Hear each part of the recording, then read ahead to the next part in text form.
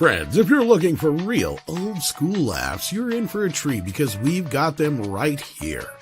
Flip City Magazine. Remember Mad Magazine? Then it went woke? Well, don't worry. Flip City has no chance of going woke. That's right. 4 times a year, you'll get an actual printed magazine full of jokes, stories, comics, and more, all about today's pop culture, entertainment, and woke politics. Flip City takes terrible entertainment trends we love to hate with hilarious parodies of Lord of the Rings, Stranger Things, The Walking Dead, Star Trek, Hunters, and more. Trust me when I say there is nothing else like Flip City on the market. So subscribe today. It will be delivered in print, or you can even get it digitally if you're one of those wacky Zoomers. Either way, follow our link and sign up today, and if you put in midnight, you get an extra 10% off. Check out Flip City Magazine today. Entertainment news today. You're such a dragon gay. Everything sucks and it's no good. That comes out of Hollywood. But there's one place you can go to get all your news and info, and maybe even have a laugh or two. You know it's true. Midnight Edge after dark is life. We'll stand for nerds and geeks, we will survive. From Star Wars to Jurassic Park, it's Midnight's Edge after dark.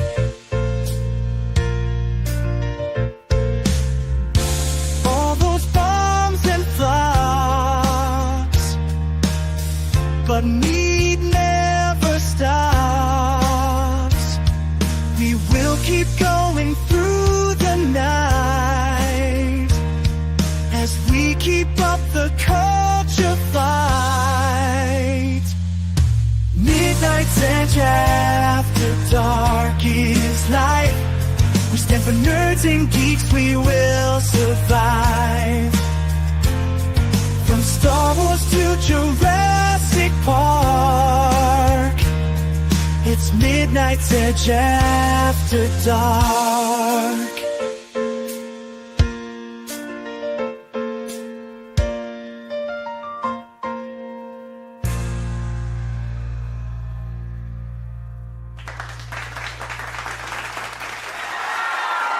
Welcome, everybody, to your favorite show on the interwebs. Merry Christmas, one and all. Happy Festivus, whatever it is, to you and yours. We've got a heck of a show. Well, really, we're just going to sit down and shoot the shit for like an hour. That's about it. Right, Mike? Yep. And it's Merry Christmas. Fuck this Festivus shit. Oh, wait, I was supposed to wait till minute 9 to say that. Oops. Demonetized. That's why I can't be on the show, on anybody's shows anymore. I got a complaint about me, like that I was so foul-mouthed on Valiant Renegade. He was up all night cutting out all my F-words. I heard something about that. Yeah, like apparently I put shot. Okay, breaking news for those in the chat. Mexican Iron Man has controversial takes. Controversial. I mean, who would have known, right, CC? Never. I mean, in my settings, it says you can't say fuck within this first 7 seconds. I think we're past 7 seconds, aren't we? After that, we're fine. Yeah, or did I just demonetize you? Yeah. We also have with us CC Karaoke, who's suffering, but he's here. Thank you for being here. Merry Christmas. Got my annual dose of the virus of unknown origin for Christmas. It's always a nice present under the tree. It's always fun to suffer for our entertainment. It's the wonders of all the family gatherings. We can all share our viruses. Tis the season. Tis the season. But yes, indeed, I want to share some images I made from Grok. I don't know if Mikey saw these or not. I don't know if you noticed the thumbnail. I wanted Mexican Iron Man. I was trying for like 30 minutes and it wouldn't give me anything good. Oh my God, I have Christmas herpes. You do. You have Christmas herpes and you're drinking at Christmas and you're enjoying yourself. I like that. Here, And then I got another one where you're wearing your sombrero. You're Nice. just chilling. That's what you can't tell is that's actually I'm visiting family in Mexico, and that's the toilet that's in our Mexican house in the foothills in the middle of the living room. It snows in Mexico now? Oh wait, okay, well I This is pretty normal. You're just cheering everybody. This actually gave you your Mexican colors on your I like that medal. one. Yeah. I like that. And then we got one more where you got Mexican herpes here. I like that. I've got 'tis the season for Mexican herpes. Fa la la la la la la la la. Get a shot and hope you don't get it again. Or something like that. No. I think you can only get that once. Do a shot at the strip Then you just club. keep it. Yeah, Herpes, yeah, you're stuck with those like luggage. On the 5th day of Christmas, my true love gave to me 4 lap dances or 5 And a lap big dances. old STD. Yeah. Anyway. I like it. Those are cool. Thanks, buddy. Yeah, I just thought I'd have something fun for the thumb. Since there's no real huge topics unless you're being canceled like Blake Lively, I guess. Uh-oh. I mean, that's all going on. I don't know what's going on there. They're trying to cancel the guy from the movie, Brandon Sklenner or whatever his name is. Or Justin Baldoni, that's who it was. And then you got Amber Heard trying to throw her 10 cents into this bitch. Then Christina Ricci's got to come out and support both of them. And I'm like, what are you doing? I have no idea what you're talking about. You got to bring me up to speed. Okay. I have no idea. I have no idea the most ins and outs of this, but I guess Blake Lively was accusing Justin Baldoni of being misogynistic, and I think she's accusing him of sexual harassment or something like that. So yeah, this whole thing's blown up. That movie they did earlier this year, it was about an abusive relationship to begin with. So the whole thing has become like an abusive relationship. I don't know. That's the size of it. I haven't really been keeping up with it too much, but that's like literally the top news everywhere. Is this Justin Baldoni shit? Blake Lively is pissed. Yeah, but you got Amber Heard coming out in defense of Blake Lively. PR on the hot seat after Blake Lively alleges a smear campaign. Hollywood Insider says there's a code you don't breach. What did Blake Lively do? I don't know. Here we go. Blake Lively's bombshell sexual harassment complaint against Justin Baldoni. The fixers are now part of the problem. On the top laundry list of accused misconduct on the set of It Ends With Us, Lively's surprise weekend filing against her director and co-star Baldoni lays bare a show business process that is meant to operate in the shadows.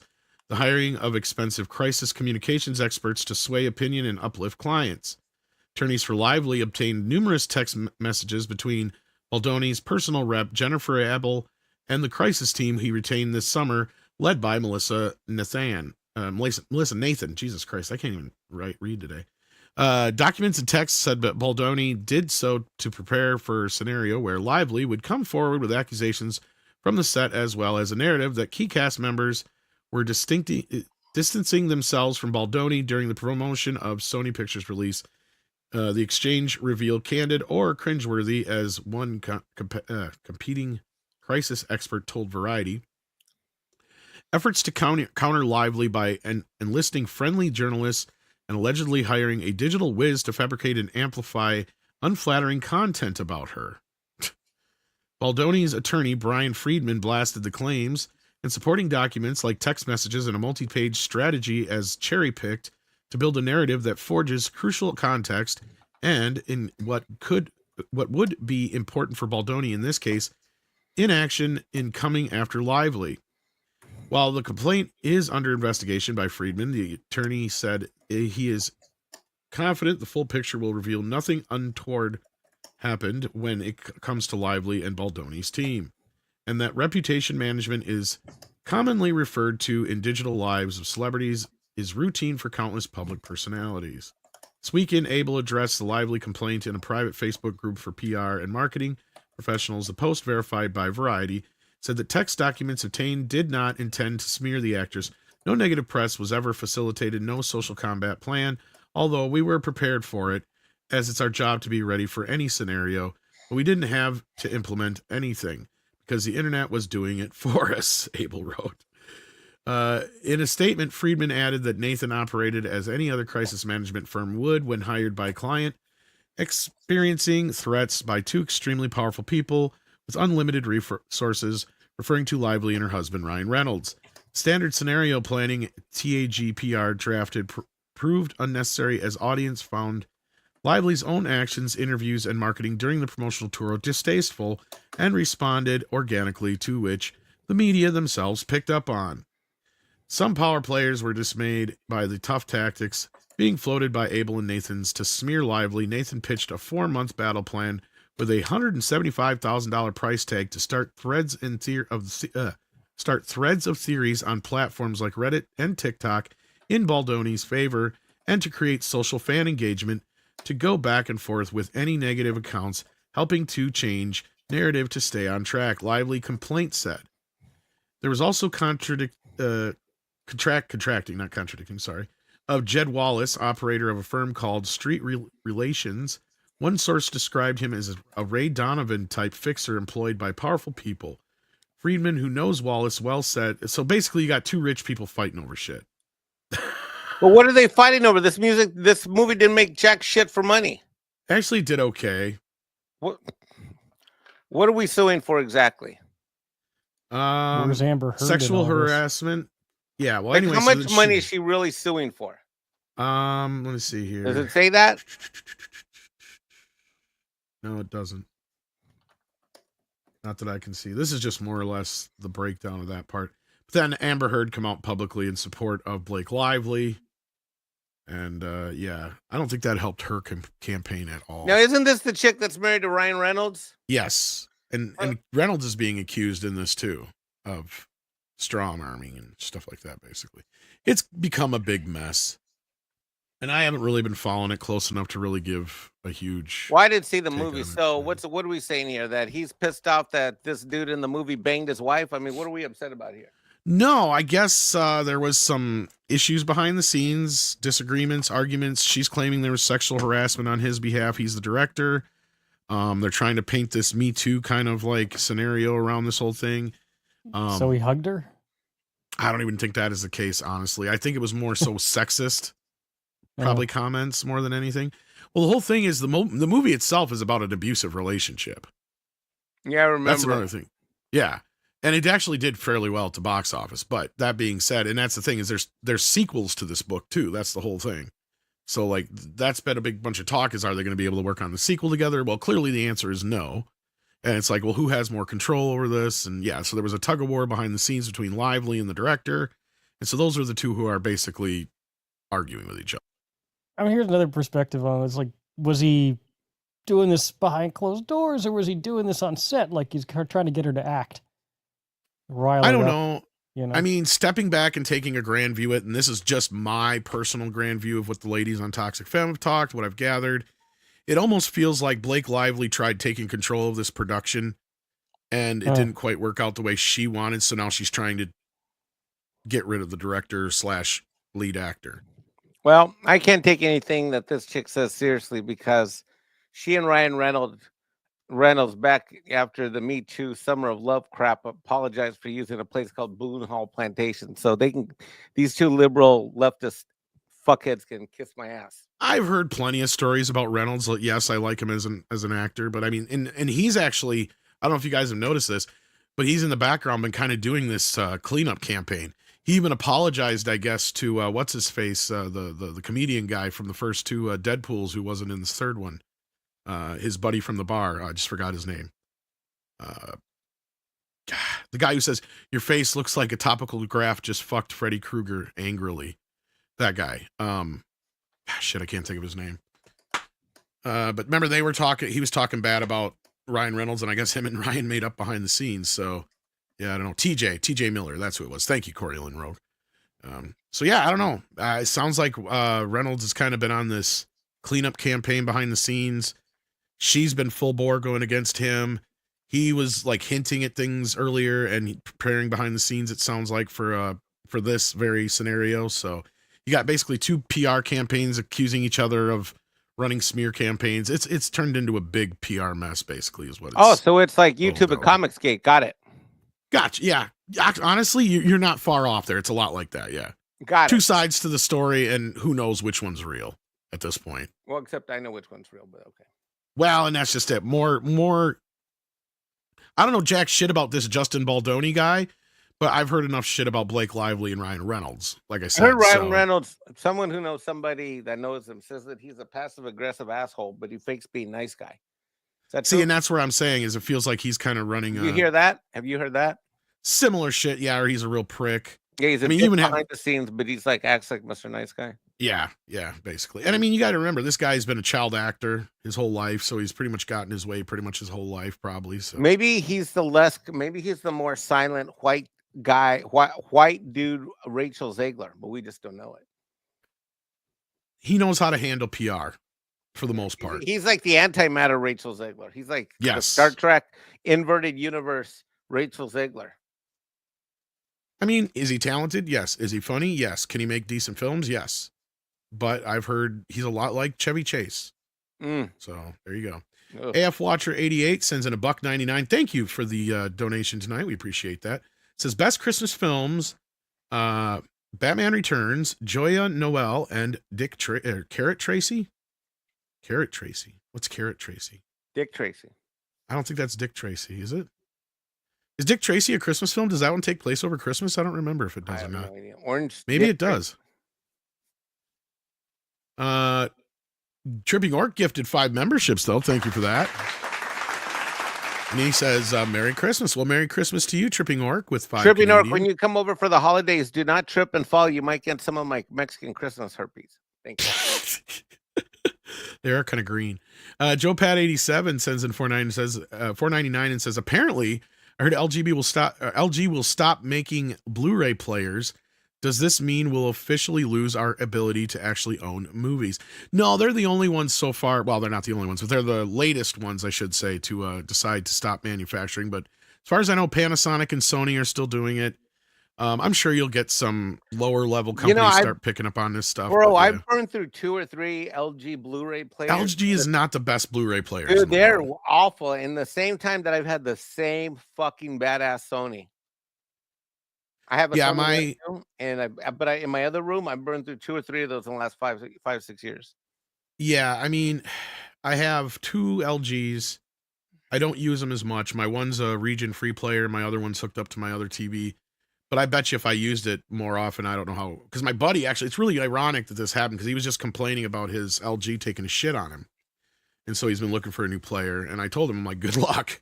And then he's like asking me about all these expensive players. I'm like, dude, they're all pretty much the same.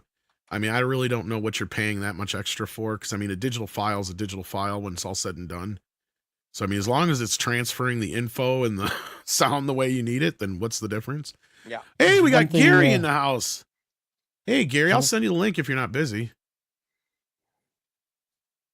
What's up? Yeah, get Gary in here. Now, I was just saying, if Christmas reminded me of one thing, is that nothing is made well anymore. You're only going to get stuff that's going to break.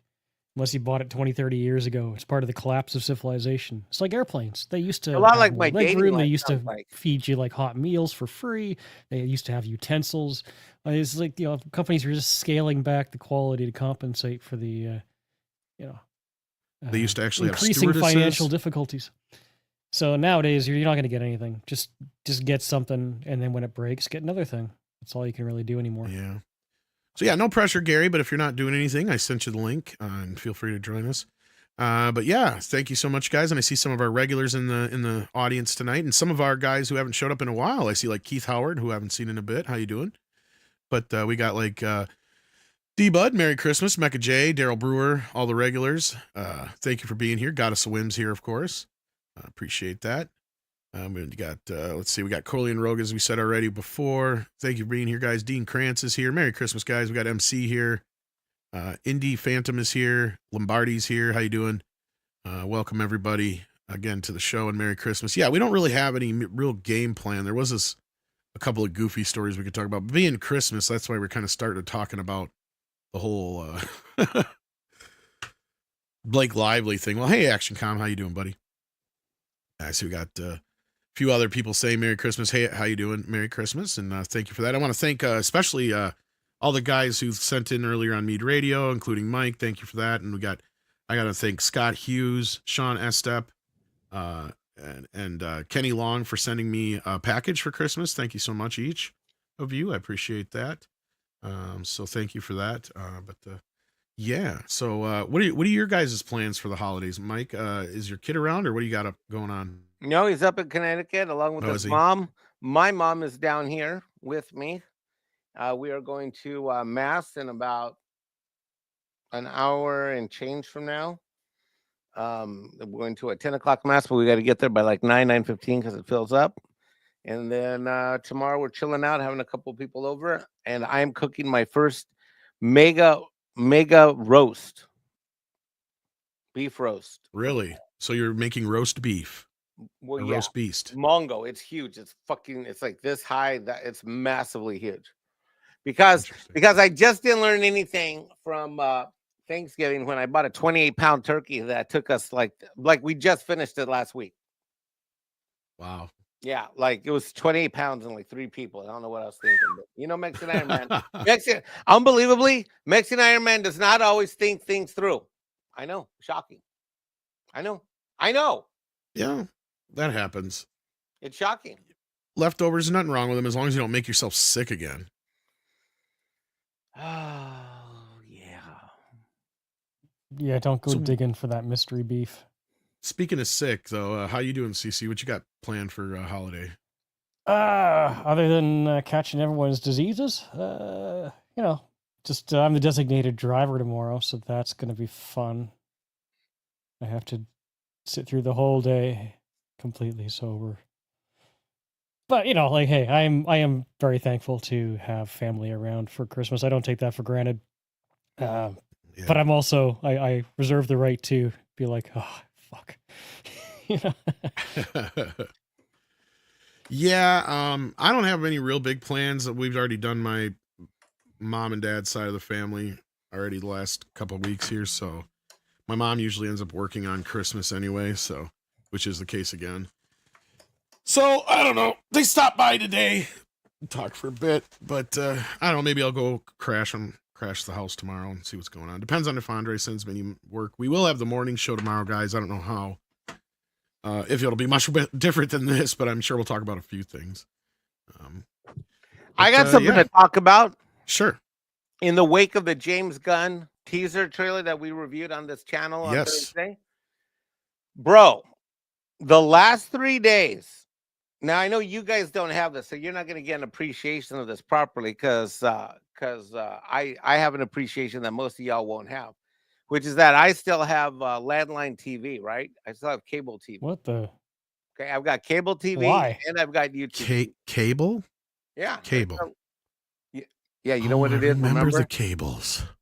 So I still have cable TV and I have YouTube. They were in the time before. Wait, can I finish? Look, I'm gonna bitch. I'm gonna whine and bitch like you do. Can I finish just one point now? I'm just trying to get my point across. I don't look like that when I do it. Well, no, of course you don't, because your camera's always off, unlike mine. See, no. Oh my God, I finished. But I don't make that kind of a face. My face is a much more mean face. I'm gonna yell from behind the avatar. My face would make children cry when I say that shit. Trust me. Because I have made children cry. Anyway, you're watching cable and you see Superman. I forgot what I was talking. I'm gonna be like Tom. I forgot what I was talking about, but I'm gonna keep complaining. No, you were talking about Superman on TV. Fine. I like how I can't get anything over on you because you know me too well. You already know what I'm gonna say before I say it half the time or 90% of the time. All right, I'm distracted. All right, on both cable TV, which I have one TV in my house that almost always has cable TV on, and don't ask me why, but it's just that's the way it works. And then I got my other TV where I'm always running YouTube TV. Not YouTube, but YouTube TV, which is just like TV, except it's delivered on YouTube. On multiple channels all the time, I have seen over and over again this James Gunn teaser trailer. Somebody at Warner Brothers is very confident about this movie and did a massive ad buy for this week after last week's release. I mean, it is fucking all playing all the time. Now, I don't know if they bought time on the sports stuff with the playoffs, with the college football playoffs, so we're going to see it on the NFL games. But I can tell you this, it's fucking damn near everywhere else, from Hallmark to ABC, NBC, CBS, fucking everywhere. Fox Sports, Fox. Well, News. It is their big movie next year, so I mean, yeah, they're probably putting. It's like we're in December. This is like 8 months away. They want to get people talking about it. I'm talking. I haven't just seen it convinced. occasionally. I've seen it a lot, like over and over again. And I thought it was a fluke the other day when I first noticed this. What's today? Tuesday? Yeah, I noticed this on Saturday night, and then it picked up on Sunday, and then yesterday and today it's been everywhere. Well, I am still thoroughly not convinced about this movie. Well, I don't know if that's my point. My point is that whether or not you're not convinced or we're convinced, my point. I think the point is that they feel so confident in this that they've already started their ad buy 7 months before the release, and this is a major ad buy. This isn't like, you know, they're just dropping it in theaters. Like, I mean, this is like this fucking thing's rolling around all over the place. Well, I'm also not convinced it's going to work. It's like, you know, superhero movies are not, they don't have a good reputation right now to begin with. Superman does not have a good reputation right now to begin with. It's been a quarter century since we've had good Superman. And I mean, it wasn't the greatest trailer. It was fine. If you liked it, you know, great. I'm glad it's not I awful. will give it about a 6 or a 7 out of 10 because it is getting people talking. It is giving people, and I will disagree just a smidge, and I see where Mike's coming from, because what I think it is doing, and why I think Warner's smart about this, doing it so far up front, because I mean, we've been talking about the revival of the DC universe with James Gunn forever now, but the general audience has no idea about any of that shit. They don't know Zack Snyder from Steven Spielberg. Right, like they have no idea clue who that was. As far as they were concerned, that was all the same universe, even though he had nothing to do with those latter films. This was an announcement to the world that this is a new Superman. It's a hearkening back to the classic, you know, Big Blue Boy Scout kind of thing with the John Williams score. It's bright, it's positive for the most part. Yeah, there were some dour moments to the trailer, but James actually did come out and confirm exactly what I had said, and that was most of the stuff we're seeing in the trailers from the earlier part, if not the beginning of the film. And this explains something that I was wondering about in the trailer. You know how it says from the guy that did Guardians of the Galaxy? That's not a message for us because we already know who the fuck did that. Right. That is a message on the heartstrings of all of the normies that loved all the Guardians of the Galaxy movies, whether they were Marvelites or not, Marvel fans or not. And those do have some crossover, and that's why I did say, and I think I was mostly right, that Guardians of the Galaxy 3 was going to be immune from the Disney Marvel problem. Because there are a lot of folks, and luckily those films worked in a way that you hadn't really have to see everything but Infinity War and Endgame outside of the Guardians films to understand what's going on. Can you guys like that was for a minute? I got to go downstairs, and my mom wants to watch Superman on Max, and she doesn't know how to bring it up on the TV. No problem. I'll be back in 2 minutes. Continue on without me. No worries. There you go. See, your mom wants to watch Superman. She wants to go watch. She wants to see. She probably saw the trailer. She just texted me. She says, "Do we have Max? Can I watch Superman?" You know why? Because those ads. She's seen the trailer. Because those ads are running all the time. My mom right now is downstairs, texted me just now on my lap, on my computer, on my Mac. Can I put on Max so she can watch Superman right now? Now, where did she get that idea? It wasn't for me. She wants to see the Superman documentary that's on Max, the one that came out in theaters. Oh, Super Slash Man, not the actual movie. Super Slash Man. But I'm telling you, they've been running that ad too nonstop. I'm telling you, they're like, my mom right now is texting me to come down and get the TV going. All right, I'll be right back. Continue on. All right. So yeah, like I get where you're coming from, CC. The movie could still suck horribly. Right. Well, I mean, word of mouth when it comes out is obviously going to have a huge impact on that. If it is a really, really great movie, that will help it tremendously. And if it's a shitty movie, then people are going to hear about that, and they're not going to go see it. But I mean, I'm just kind of like, I'm thinking to myself, okay, well, yeah, as Mikey said, we were 7-8 months away from the movie. That then people are going to forget about this ad campaign by that point to begin with. And I can't. I mean. Like, I'm glad the trailer didn't give away the plot, and I really hope more trailers follow that direction, because I hate to see the whole movie in the trailer and being like, okay, I know exactly what happens. It's just kind of lame, but yeah. But the trailer itself, what it showed me was a lot of big special effects shots. The music was hopeful. Yes, it was colorful, but it wasn't. If I am kind of, done with all of the dour shit and I want that hopeful kind of classicism, I don't feel like that trailer convinced me that this is what we're going to get. And it also didn't convince me that this is going to be a Superman movie about Superman. I don't need an origin story, that's fine, but I don't need 20 or 30 different characters setting up a universe, which is what they've been talking about a lot. It's like, yeah, this is the James Gunn universe, and they're already planning for 20 movies. Yeah, hold up. I don't need an origin story, but I do want a simple story that is hopeful and strong about Superman standing up for good values, and it doesn't have to be world-ending stakes. Kind of like when I saw the trailer, I was thinking about, like, you remember the series 24? I like that show. I like Jack Bauer. I came back to it. I was like, it's all right. It's a little bit hammy, but the first season, right, had reasonable stakes. It was about his family, and yes, okay, the president is high stakes, but it wasn't world ending, right? It was very a personal story, which I would have hoped to see here. And then what the problem that show got into, right, is they had to keep raising the stakes every season.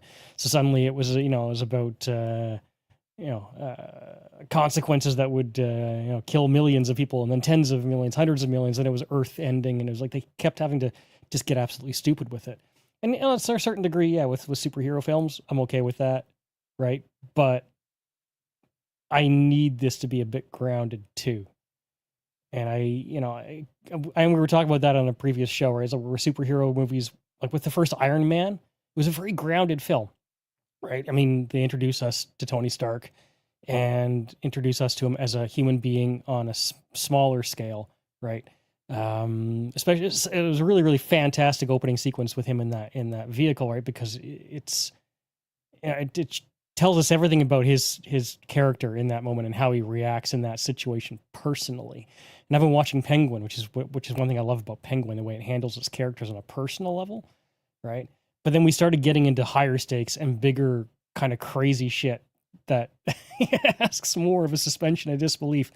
And I feel like if you're really trying to sell this right now, going a bit more personal and more contained might be a better sell than just going balls to the wall crazy, I don't mind the uncanny valley with the dog, but there were some big ass shots, like when he's we saw the apartment shot that we were kind of that older screenshot where he's putting on his shoes, and that was like, oh, it wasn't, we saw a shot of that in the trailer, and what's going on behind them, world-ending events, right? So maybe I think it's the lanterns doing something, but yeah, or Green Lantern. But I mean, I think script is right. Just watching this trailer a few more times, I don't know. I mean, he kind of hinted he might know a few things, but from what I'm gathering, something happens in the beginning of the movie that causes Superman to be blamed for it, even though it's probably like Lex or whoever behind it. And then they make it to where he's not allowed to save the world or stop any threats or anything like that. So he's kind of put in this pickle. And then, of course, everybody realizes, oh, we're stupid for not letting Superman handle this. And I think that's kind of what the movie's going to be about, is to remind us why Superman is important. I think it's going to be what Singer was trying to do with Superman Returns. But I think, or I hope, at least Gunn will actually accomplish it by basically the third act. I mean, everybody's cheering and hollering and, Superman saving the day and doing a bunch of Superman stuff. And we already seen a bunch of Superman stuff in the trailer.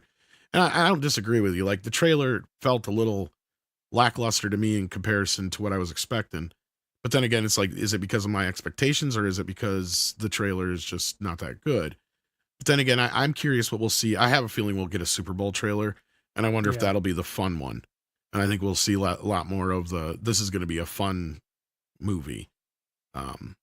But we'll have to wait and see how that rolls. Like you said, we got 6-7 months to get there. So let's see what you guys are talking about in the chat, though. We got a member chat from Shoom. Says no notification this was going live. If I want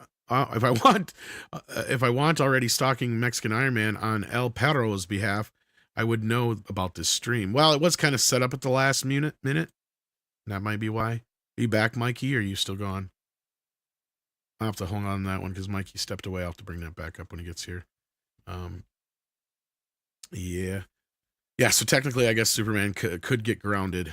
And I know some people are like, oh, what's going to stop him? It's like, well, that's the thing. Superman does respect the law, or the law of the land, or however you want to put it. So if he's told by very important people that he's not allowed to do something, then he won't do it because he's Superman. That's just the way it works. But there was this other kind of interesting story that came across here. I don't know if you guys thought it might be worth discussing. Adam McKay is freaking the fuck out. For those who don't know who Adam McKay is, more recently he's done a bunch of political fare like Look Up and Vice and stuff like that. But he got his start with things like Talladega Nights and Step Brothers and Anchorman. But now he's saying that Wicked could be banned in 3 to 5 years if America keeps going on the track it is, and it wouldn't surprise me. Well, of course, he's talking about the political atmosphere we're in right now, and it's like, dude, I have not seen anybody come after any of your shit the way that you guys have come after ours, right? Like, Wicked's still coming out. There's still a part 2 coming out. It's still going to be available. Like, what the fuck are you talking about? Right? Like, we haven't been editing. I haven't seen the other side editing any gay stuff out of movies, right? Like, movies that already exist anyway, let's say. So yeah, he's afraid that in this political climate, the Don't Look Up director shared his Wicked thoughts on X on Tuesday, writing, on a pure storytelling level, Wicked Part 1 is right up there as one of the most radical big studio Hollywood movies ever made. I know Part 2 swings back to the center a bit, but Part 1 is nakedly about radicalization in the face of careerism, fascism, and propaganda. He continued, what's really striking about Wicked Part 1 is it's coming out now when America has never been more right-wing and propagandized. And yes, I love the swing here. They're trying to fucking... what struck me about this is how they're trying to portray this, and it's like, no. You can't try and turn around the warnings we did about your woke bullshit onto us, because our shit was not about that, right? I have not, like I said, I don't see anybody out there protesting Wicked. I don't see anybody saying this or that should be cut out of Wicked.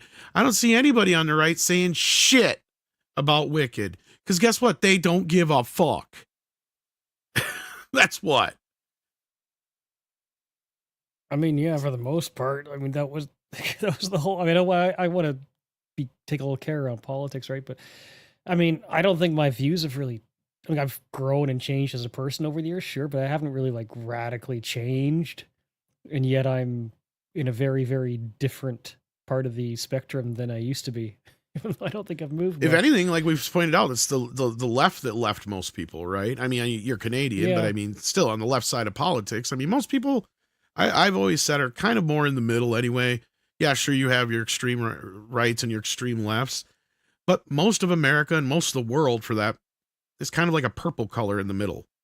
They kind of like, want people to be happy and be able to do things, but quit diddling kids. Like on the other side, some people they want to make sure everybody can do everything, but it's like they want to make it so to the point where people can diddle kids, and it's like, no. Well, if you go too far in any one direction, then you enter extremism, right? And whether it's right or left, just taking anything too far is going to reach that stage. And I mean, could we live in a world where something like Wicked is banned? Sure. We could live in a world where literally anything is banned. I mean, they tried to ban beer at one point, and then people disagreed with that quite vehemently, right? I mean, that's why I can even get more basic with that. It's like, well, and I just don't speed limit understand. is 50, people go 60, Yeah. right? And we all go 60. And if you go 80, you might get pulled over.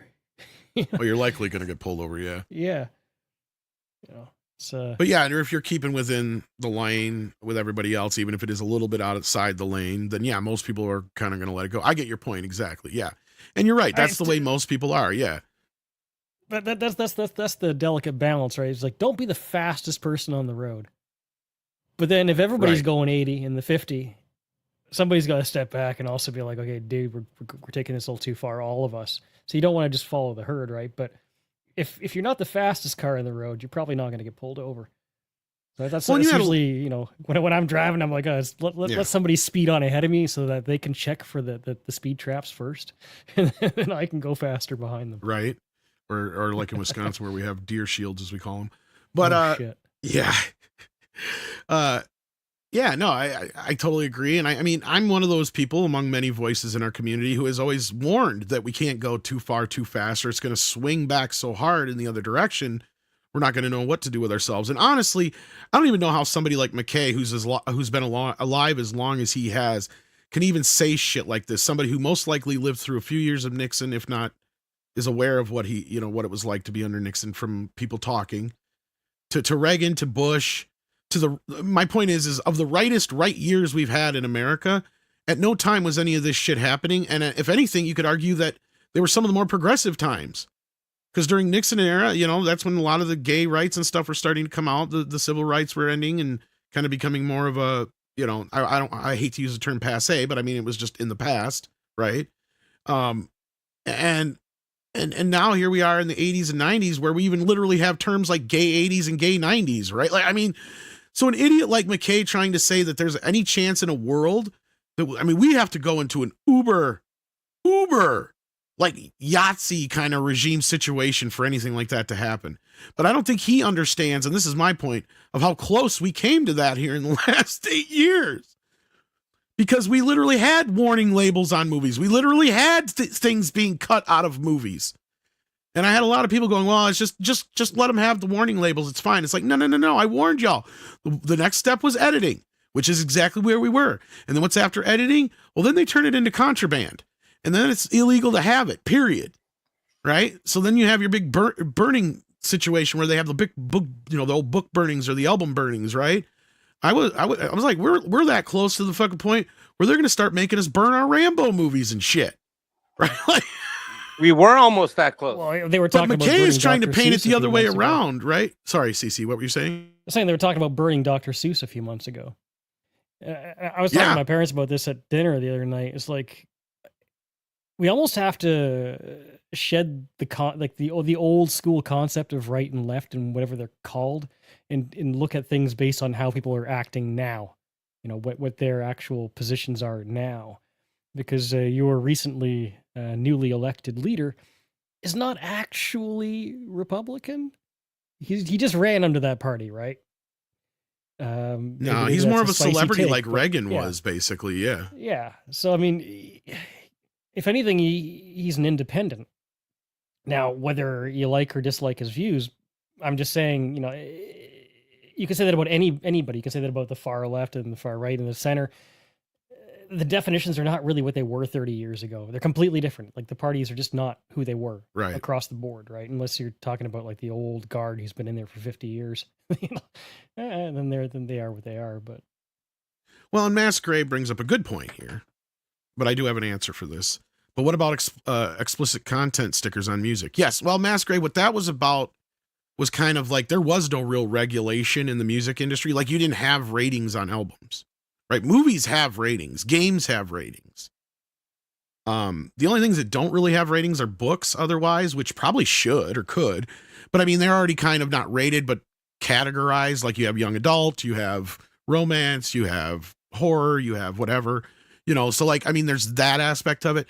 But what the music industry did with the explicit lyrics content thing was, it was kind of a compromise, but it's not exactly the same thing, but I can see where you're saying it is kind of a comparison, or at least you could see it being similar. At that point, it was more like they were trying to shut them down and make it illegal. Like, you had guys like 2 Live Crew and shit being locked up, right? Like, being hauled off to jail for indecent. Because back then there was a common set of standards and morals and ethos about using bad words and this and that. Now, the typical pop music lyric is, suck my teeth, bang your teeth. I want to see your teeth. I want to taste your teeth. I want to lick your beep. I mean, when you literally have a song called Wet Ass Pussy, I mean, I don't appreciate that today's modern lyrics basically are a documentary narrative on what I do in the bedroom. I just don't appreciate that. And I mean, there could be an argument made that the explicit content, I mean, it doesn't really work anymore, even though it did work at first. But you're not wrong. I mean, Mike, we have literally like a top 40 hit called Wet Ass Pussy. Right. Now, that sounds like a 2 Live Crew song they'd have been locked up for in 1989. Right. I want the old style like rap. You know, my mother was your brother, but your sister was your father, but your daddy was your best friend's uncle's cousin. Mother was your what? Brother was your who? Doobie doobie doobie doobie da. I like that. That's funny. I made that up. Tinfoil That's hat here, but that's a Mexican Iron Man original. I think that whole movement to degenerate to the hip hop genre was purposefully done. That's the other problem is most of that was directed mainly. Some of it, of course, was over on, you know, the heavy metal, satanic panic. But you're right, CC. A large portion of the ire was directed towards like NWA and Ice-T and stuff like that. We knew Diddy was diddling 25 years ago, and we joked about it in school. I mean, it was an open secret, right? Well, by the time Diddy got around, like that all stuff was already. That's what I'm saying is kind of the explicit content sticker at least gave both the industry and the parents some power in like, okay, we can allow our artists to be free as long as we put the sticker on it. And a parent knew as long as that sticker was on it, they probably didn't want to buy that album for their kid. But now I see where Mikey's coming from, where we have a blurred line. And I think a lot of that's because the record on industry has imploded and they don't really have a rating system. I feel like they should of some sort. I know it's kind of weird, but I mean, I don't know how you'd regulate it. It's probably a lot more difficult than movies and television, because even television has a rating system now. They got to the point with television where they were like, we need a rating system here, because parents need to know what kind of content there could be that could possibly, you know, disrupt their family lives. And Mike's not wrong. I mean, you have that right as a parent, but I feel like as long as there's a situation where everybody has a right to express themselves, and as an adult who doesn't have, you know, kids around, like I got a grown kid, so it doesn't matter. Like I can be able to watch or listen to whatever the fuck I want. So like, yeah, I mean, it doesn't matter to me, but I can see where it matters to people like Mike, who has like a 10, 11, 12-year-old or something like that in the house. So they want to make sure that they're not listening to wet ass pussy, right? Right. Yeah. But yeah, so Adam McKay went on to say that in the next 3 to 5 years, he wouldn't be surprised if the movie's banned. And I disagree with him wholeheartedly. I don't even see how that could be a fucking thing. And I have not seen his most recent Don't Look Up. I heard that was really bad, but I did see Vice, and that was not as bad as I was expecting it to be. Big Short was okay, but no, this guy has gone completely off the lefty deep end with this shit. Yeah, and, even Max, I was texting Max this morning. Here, let me read you this. Let me tell you, like, this is an 11-year-old that's like based. Where's what he said this morning? I made a joke that, oh God, I can't find it. Where is it? Oh, it's up here. I made a joke to him this morning.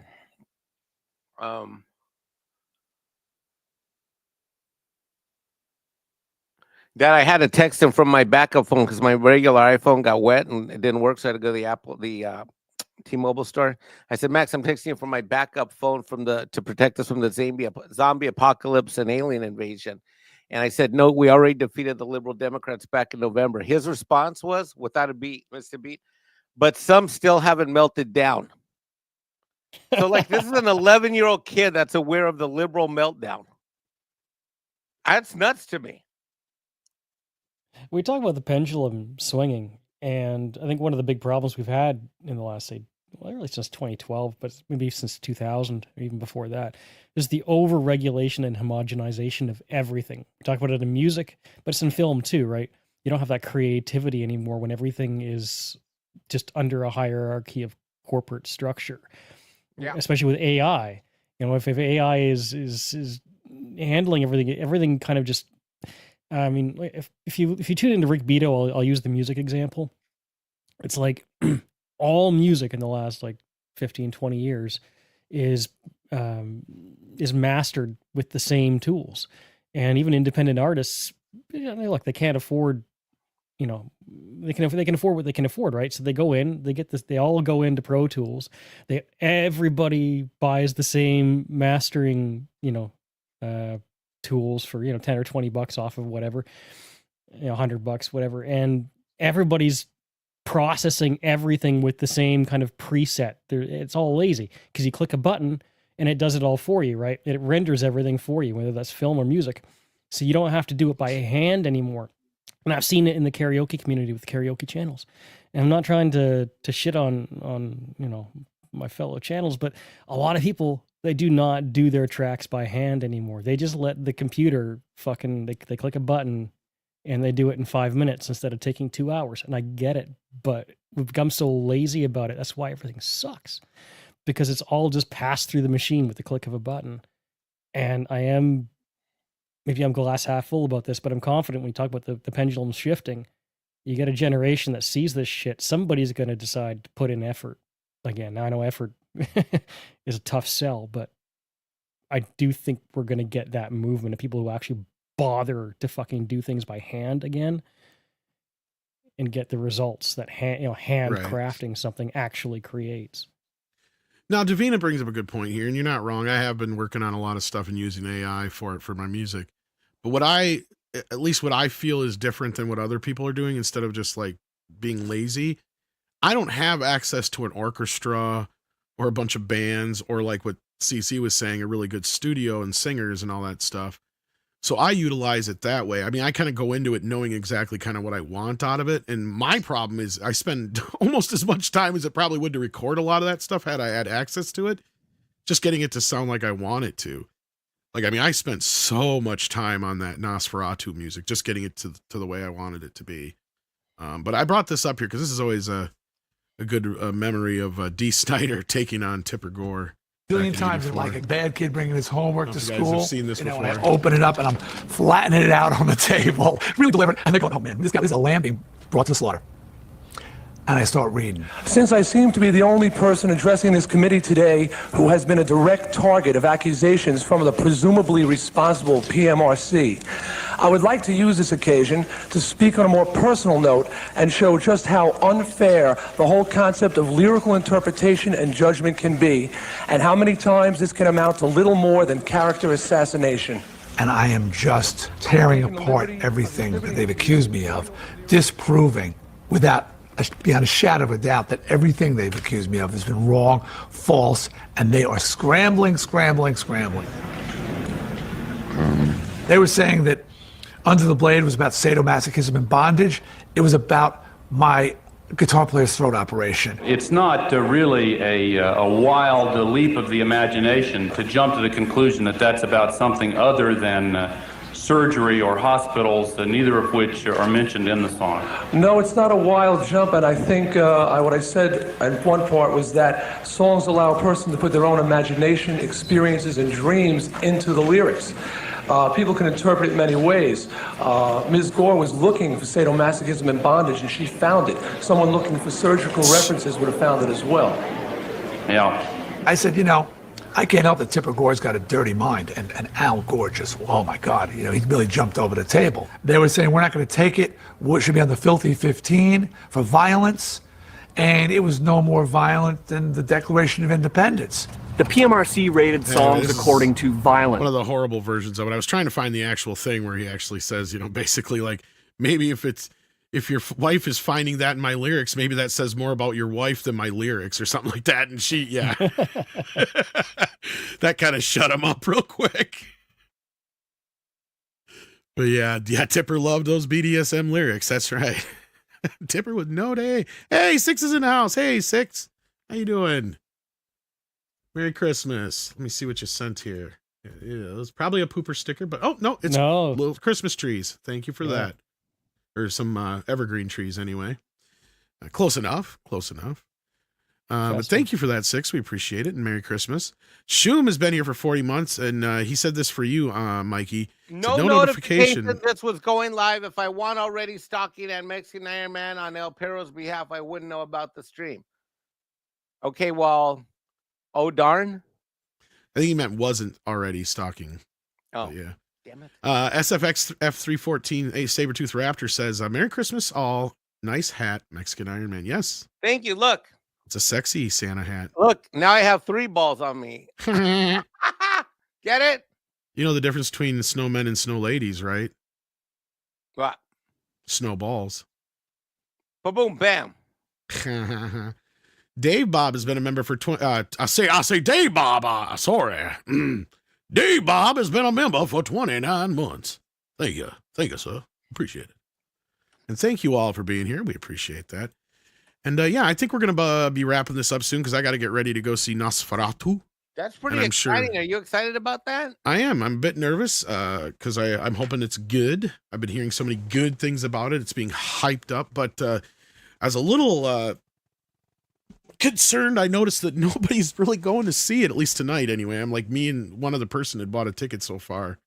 I think in the theater that last I checked. Shockingly, this is probably not the optimum release date for a movie like this. No. Well, and it's weird because there's no show times during the day, and it's a real late show. It's like 9:20, so it's like a weird time. But then they got early shows tomorrow morning, so or maybe tomorrow they'll be busy. Kitty Bear sent us a pooper sticker, though. Thank you, Kitty Bear. But are you going to go see it this week, Mike? I am going to see it as soon as I can. The thing is, that's not a movie my mom's going to want to go with me to. So I'm going to have to do what you're doing. Like, I plan to go. So here's my strategy. My strategy is going to go either Saturday or Sunday night at the latest show they had. Because she goes to bed around 9-10 o'clock, except for tonight. We're going to the church. But PJ says his is packed. So there you go. That's cool. Oh, really? Well, that's a good sign. And thanks, Six, for another super sticker. She sent us a rose. Thank you so much, Six. Aww. And then Goddess of Whim sent us a little Shiba dog, farting hearts, shaking his butt. Cute little Shiba dogs. Thank you so much, Goddess of Women. Thank you so much, guys. And Merry Christmas to all you guys out there. We appreciate. I see Paulie in the chat there too. Merry Christmas, Paulie. So yeah, we appreciate that. And yeah, I'm gonna have to start getting ready here. I should look. I wonder if because they had 2 showings, and I wonder if they conglomerated the 2. Let me see here. It's probably a good idea. Because now I noticed there was only 1 showing when I went to check. So hopefully I don't get packed in with people I don't want to be there with.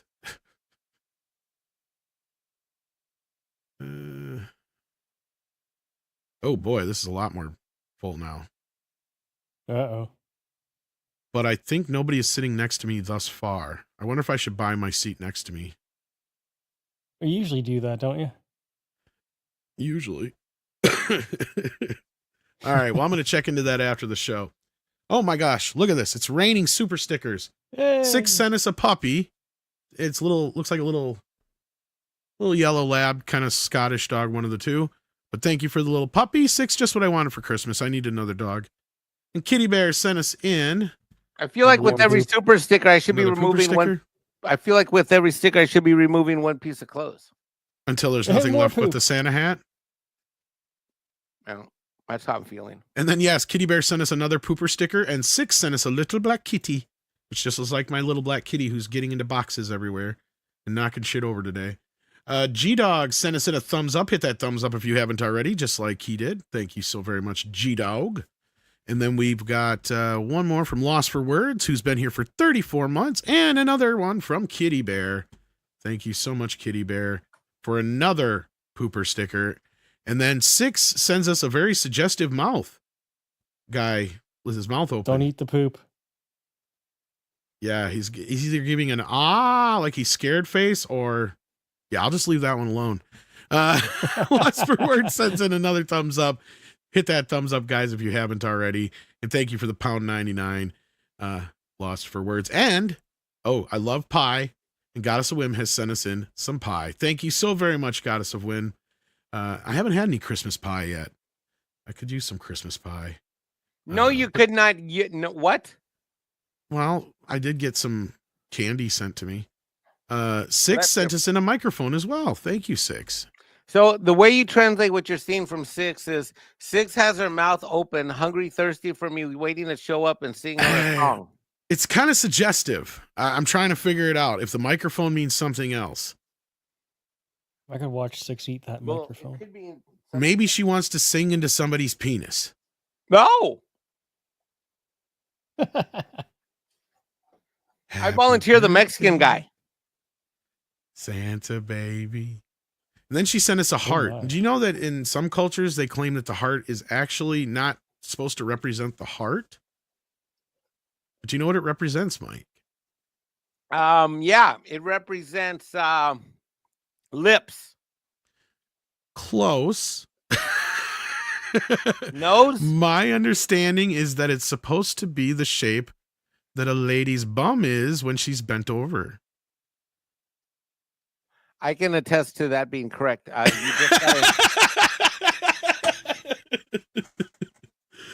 I don't remember which culture this came from, but I remember reading that somewhere a long time ago during some Valentine's Day thing.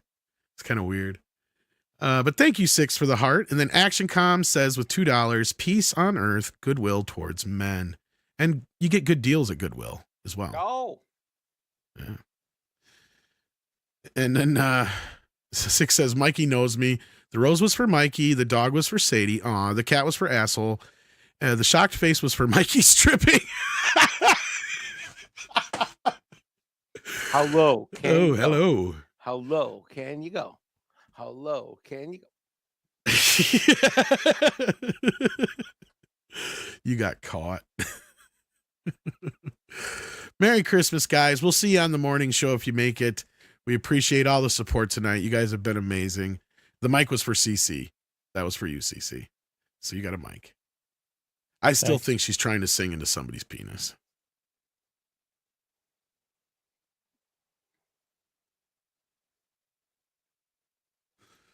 All right, kids, take care of yourselves and each other. We'll see you on the flip side. We appreciate all the support all year round, and we will be here hopefully for a lot longer, as will you. And we got another $10 super sticker. Holy crap. Thank you so much, Six. Let's see what it is here. I just had it up, and then my thing popped out on me. It is a Shiba dog holding a heart, squeezing it. Thank you so very much. That's her. That's that. her squeezing my butt cheeks, and they say there's no sex. They say there's no sex in the champagne room, but for $10, I'm willing to make an exception. There's no sex in the champagne room. None. Holy crap-oly. The Libra View. Wow. Sending in $100. Wow. Merry Christmas to Tom, my favorite. Wow, now I'm really touched. I can't believe I'm anybody's favorite YouTuber besides Six's, and she just lies to me. Oh, Mikey, but yeah. Oh, Mikey. Well, you tell me that Doomcock is the best sometimes, so. Well, I've known him longer than you. What do you want me to say? Well, I'm just saying. Mission Impossible, my second favorite, or Mexican Iron Man, not Mission Impossible, Jesus. My second favorite YouTuber. And CC, did you see the awesome Transformers 1 movie? Great Transformer flick. I think you did check that out, didn't you? I did. I liked it. No, Mike, CC. Oh. Well, I mean, no, I didn't actually. Oh, you haven't seen it yet. Okay. I liked it. Maybe we'll have to get you that for Christmas. Do the codes work up in Canada that are from America too or not, I wonder? All my codes work. That's all I care about. Well, I know you, but you're in America. So I just wonder if it works in North America or just I can America. set my location to America. True. Because I think I have that steelbook coming. But if Mikey already has the digital version or whatever, I could just give you the digital version. Of which Just one? give it a few months. The Transformer one. Oh, yeah. Oh, that's true. You're going to come down here? Yeah, there you go. McKinney Draws is in the house. How you doing, McKinney? Or McKinney. I know I always say it wrong. Like I say it like, you know, like bikini, not Makini. Anyway, thank you so much, Makini Draws, for $20. Happy holidays, Tom and Mike. I wonder if he's on the subway. Every time I stream with him, he's on the subway or the bus Bart. or something He's like on that. Bart. He's in the What Bay is it Area. on? It's called Bart. What is that? Like a Bay Area Rapid Transit. By the way, I now understand why cats can do this for hours. I always wondered, like, why do cats do this? Get out of my face. Get out of my face. But, like, it's back. Get out of my face. It's back again. And then it's back again. Like, I could do this all night. Like, thank you so much, guys. This was amazing. I appreciate it. I wasn't even sure if anybody was going to show up tonight. Oh, he's about to get on the BART. There you go. See? Aha. See, that's my boy. That's my boy right there. And you're in your Six's favorite non-YouTubing YouTuber. Why, thank you. Well, technically, I am a YouTubing non-YouTuber, I think. He's a YouTuber's YouTuber. Would that be my gender? Non-YouTube? You could use that probably as your gender. I mean, anything nowadays can be your gender, can it? I mean, chicken can be my gender, can it? You know what ought to be your gender? Ho-hos. Donut. Yeah, donuts. God, we were close. Donuts and ho-hos. That ought to be your gender. I don't really like ho-hos as much as you'd think. I remember when I tuned in and you didn't think I was watching and I turned on my fucking phone. I was in a meeting and you were sitting there chomping and I lit you up. Mikey has busted me so many times. It's almost like the heaven. Like I could be in a meeting, like like, hey, I'm gonna be, like you don't like crap that you think I never watch you on, like Nick Weiser and stuff. I'm like, why does Tom have a donut right now? Why is Tom eating cheese pizza after 10 o'clock at night? Why? I don't know. Yeah. And 6 sent us in a box of popcorn, and I might have some popcorn tonight at the movie. I'm going to try and get the coffin at least. Hopefully they'll have that. I don't know if Marcus is carrying those or not, but that's where I got to go. So thank you for that, 6. And yeah, hopefully we get some popcorn and watch some Nosferatu, even though I'm by myself. Looks like I'm going to be surrounded by people now. There's a lot more people there. Oh, see? Yeah. You know what's cool about this? Did you guys see this? I pointed this out on the morning show, but they actually, when you pick your seats, you actually get little coffins. Shut up. No shit. Yeah, I wish I could make it bigger, but like, there you go. Yeah, that's cool as fuck. Yeah, they get little coffins. Phrasing. Tom, I don't appreciate people in your chat, and including one of your mods, like harassing me and triggering me and saying crap that they shouldn't do. So it's another day that ends in Y? Maybe. You're always offended by something in the.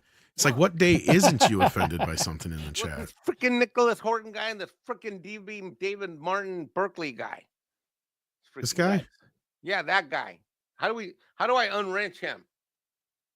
I don't know if you can. He's got like. He's like an admin. admin tenure? Too.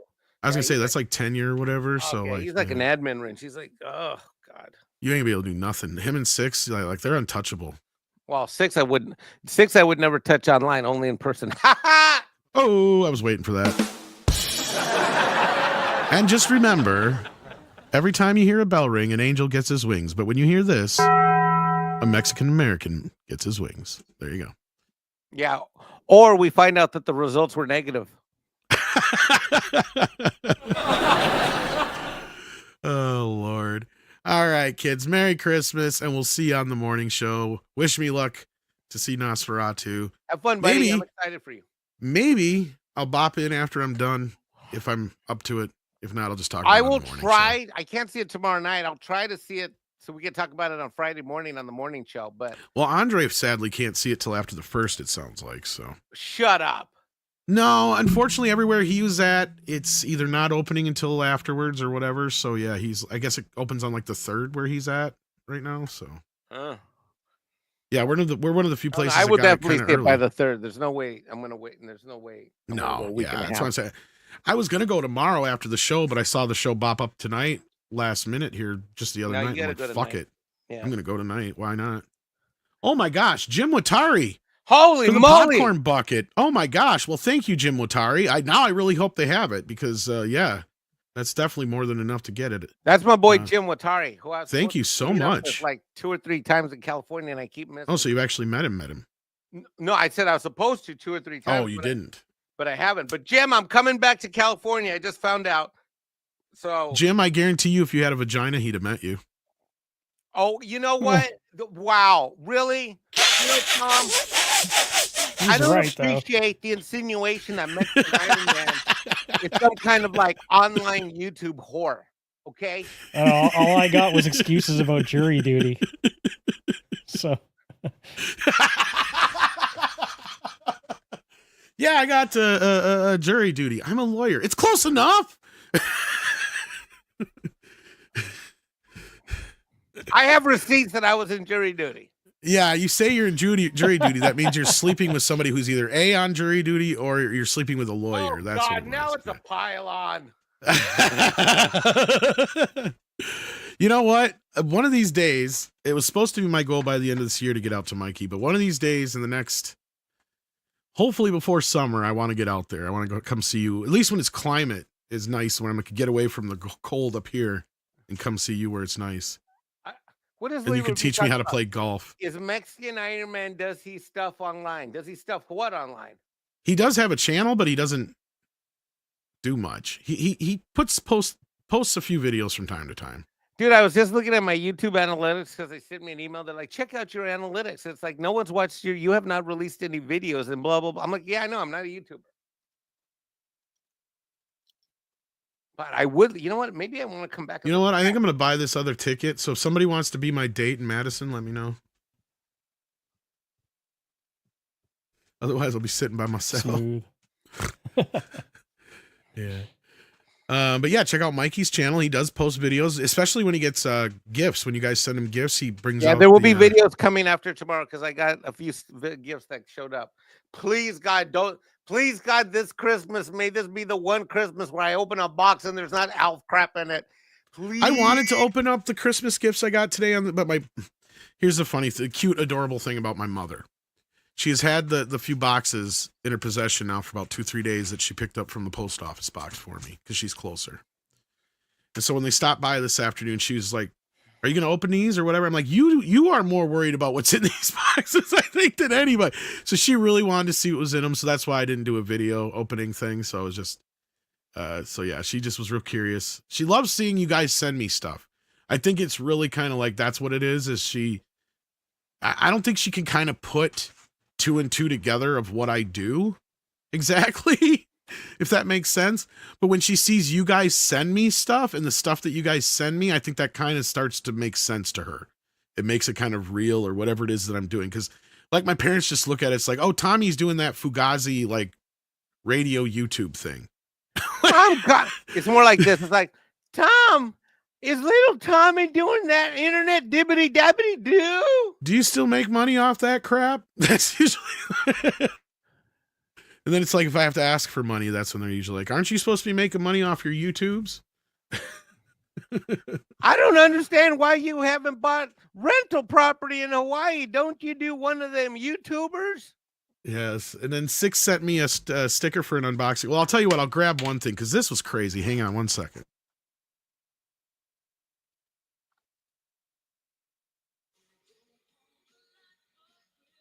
Radio silence while Tom goes and finds his. While we're waiting for Tom, estás escuchando Radio 104.999 Radio. Mikey, did you see the Superman book I showed the other day? K-Tom. Wait, what? Did you see the Superman book that I showed the other day that I said you get to write off on my taxes now? Okay, well, I got one that's as big as that almost from Sean today, I think it was. And oh my God, this thing is huge. It's bigger than it looks. It's Jerry Bruckheimer book. And it's got like stuff from all the Jerry Bruckheimer movies in it. What? Yeah, from Top Gun to Beverly Hills Cop to the Pirates. Sean Estep sent this to me. Oh my God! Sean Estep. He sent me a box, but I had Mom wrap it and put it under the tree. So I'm gonna open that to mine tomorrow. Got some American Gigolo in there and everything. Wow! But yeah, it's really neat. Just a little write-ups about the movies. I love these kind of books. Love them. So yeah, that was really neat. I mean, it's huge. I was like, where am I gonna put this thing? Because I don't think you saw the Superman one. That's cool. So Sean sent that to you. That's badass. Yeah. Well, the Superman one is huge. Hang on. Oh, I guess Tom's got a bigger one. Estás escuchando a Radio KTOM. KTOM 104.999. That's our promotional spot for our essay for our Latino listeners. No, for our migrants who have crossed the borders and haven't been sent back. I almost needed a forklift to bring this sumbitch in. What's that? Okay, this was something yeah. It's a big ass History of Superman book. What? Yeah, it's huge. It's in this big hard cardboard like thing. It's a book inside. Wow. You've got like full comics in there. I ordered it a long time ago, but it finally showed up. I think that was from that campaign, that promo campaign. I remember that. That was like over a year ago. And it's got comics in it. Yeah, it's got all sorts of shit from all the movies. Yeah, the complete history. I remember the promos for that. That was dude. That was like last summer of last year. Something like that. Yeah, it was supposed to be out a while ago, but this thing weighs at least 5-10 pounds somewhere in the middle there. Oh my God. Does it even have a weight on it? Maybe. I don't know, but it's huge and it was expensive. You should bring that when you drive here to come see me, and then put it, and then I'll put it somewhere for safekeeping before you leave. If they had a Batman one, I would have got it for you for Christmas. I was thinking about getting that for Script Doctor for Christmas, but then the price of it is just insane. Oh no, because that's all the pre-orders are got. It's all secondary market now. Yeah, Like you could, Yeah, like, it'll be like $200-300 whatever before you know paid it. for it now. I guarantee you, it's double, at least double that. Now. I think you can still get it for like $150, but yeah, I bet you're not wrong. By the end of next year, if they're all sold out, it'll be $300-400-500. Sure. But thank you, Six, for the unboxing super sticker. We appreciate that. And yeah, I'm going to try and do more of those guys in the future. This one just didn't happen to work out exactly the way I'd planned because Mom really wanted to see what was in there. Oh, it's up to 175 now, Yiddis? Wow. See, I told you. I think it was originally when it came out. Was it $100? Yeah, I think it was like 100 90, 80 or $90, I think, originally. Plus shipping. Yeah, I didn't pay that much for it. And then I seen it was like 150, and then now it's up to 175 already. So probably, yeah. So, yeah, it was huge when I carried it in. I was like, what the fuck is this? Like, I was just expecting like a regular sized book. You know what I mean? I wasn't expecting this fucking honking thing. I'm like, where the fuck am I going to put this thing? I don't even know where to put it. So I got the same problem with the Bruckheimer book as much as I like. Where am I going to put it? So I'm going to have to get a big ass bookshelf or something, or I have to set them on top of the bookshelf. There you go. That's what I'll do. All right, kids. That was an extra 15 minutes I didn't plan on, but that's all right. Mikey, do you have anything coming up you want to plug? Are you going to be on the morning show tomorrow? Or are you going to be busy with Christmas stuff, I imagine? You're muted, but I'm assuming you said nope. All day, all night Christmas tomorrow. I'm either I figured. I'm off. I'm not doing shit tomorrow. No YouTubing and no work. Yeah, I'll be back Thursday night. All right, sounds good. And CC, are you doing getting anything more besides of me in the holidays than you had of me in the last 6 months? I'm not going to complain. Okay. And CC, I know are you gonna try and get better, or you got something coming up that you're gonna be bopping in on, or anything like that? No, not really. I'm just gonna try and survive till New Year's. Gotcha. You get better, man. I mean, you don't sound so bad, so at least it doesn't sound like it's too bad. I mean, it's it's not that bad, but it's just like that's good. You know. Well, hopefully you get over it quickly. Ugh, yeah, if I could talk. And yeah, so we'll see you guys on the morning show, and you can hear what I think about Nosferatu. Hopefully, I'll have a popcorn bucket to show off. So, all right, kids, take care. Thanks everybody for all your super chats. Hail to the chat. Yes, and Merry Christmas to one and all. Thank you for being supporters of Midnight's Edge After Dark. I love this channel. We love you, and love you, CC and Tom. Merry Christmas. Love you too. Merry Christmas. Love all of you guys. Thank you so much. And well, hopefully here's to many more years. So let's keep her going. Thanks, guys. Sadie's got to go out.